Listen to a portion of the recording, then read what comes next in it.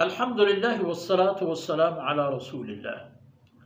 أعوذ بالله من الشيطان الرجيم. يصلح لكم أعمالكم ويغفر لكم ذنوبكم ومن يطع الله ورسوله فقد فاز فوزا عظيما.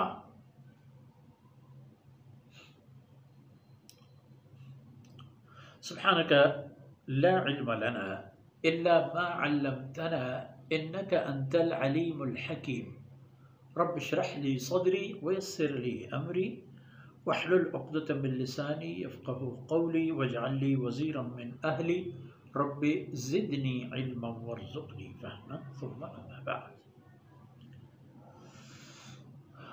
فرمایا یا ایھا الذین آمنوا اتقوا اللہ وقولوا قولا سدیدا.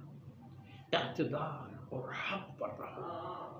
جب حق اور اعتدال میں رہو گے یصلح لکم اعمالکم، اللہ رب العزت تمہاری کارکردگی بہترین بنائیں گے، تمہارے اعمال اچھے کر دیں گے، اصلاح فرما دیں گے، توفیق دیں گے ایسی باتوں کی، ایسے کاموں کے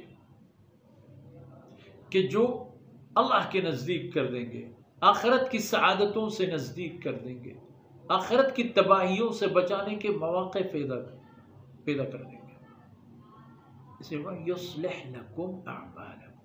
پہل تو جب لوگ اعتدال میں رہو گے، حق اور صداقت اور سچائی پر رہو گے، تو پہلے اللہ رب العزت تمہارے اعمال اور رویہ اور اخلاق درست فرما دیں گے، اور اس کے بعد وَيَغْفِرْ لَكُمْ ذُنُوبَكُمْ، پھر تمہاری کوتاہیاں معاف فرمائیں گے. کمی، کوتاہی، لغزش، کیا یہ اہل ایمان کو بشارت ہے. لا تکونوا کالذین آذوا موسیٰ، وہ نہیں، یہ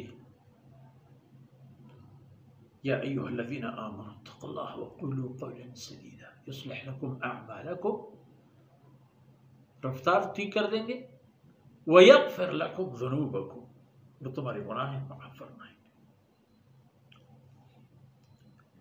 اور یاد رکھو امت محمدیہ، امت حبیب، وَمَن يُطِعِ اللَّهَ وَرَسُولَهُ، جس کسی بھی انسان نے اللہ اور اس کے رسول کی اطاعت و فرمانبری کی، فقد فاز، حقیقت یہی ہے کہ یہی آدمی کامیاب ہو گیا.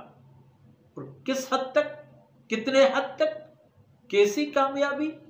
فقد فاز فوزا عظیما، بہت بڑی کامیابی، حد اور تصور اور قد و قامت سے ماوراء کامیابی.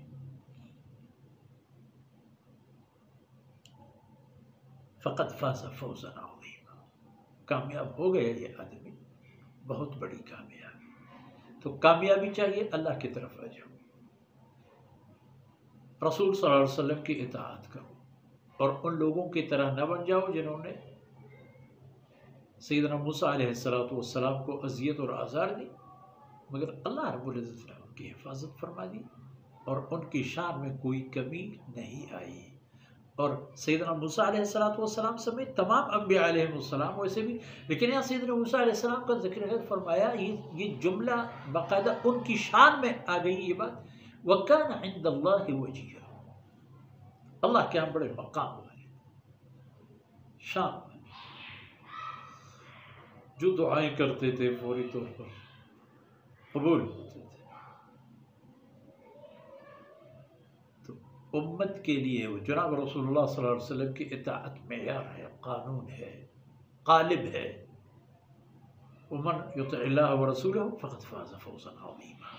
کامیابی چاہیے تو اللہ اور اس کے رسول کی اطاعت کر لیا کرو، کسی اور کی نہیں. وصلی اللہ علی نبینا محمد وعلی آلہ وصحبہ